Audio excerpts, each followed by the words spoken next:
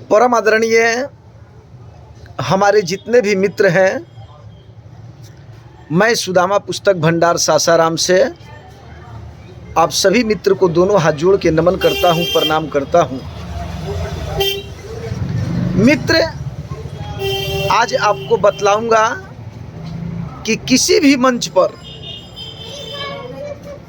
अगर आप नाटक खेल रहे हैं या कोई भी पार्टी फंक्शन है और उसमें माँ को सम्मानित करना है, तो माँ को सम्मानित मंच पर किस तरीक़ा से करिएगा यह आपको बतलाऊंगा।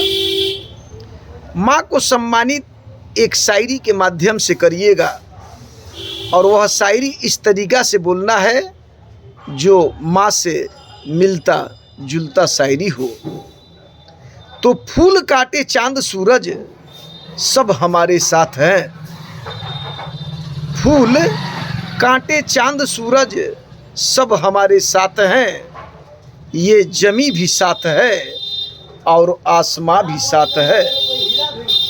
फूल काटे चांद सूरज सब हमारे साथ हैं, ये जमी भी साथ है और आसमां भी साथ है।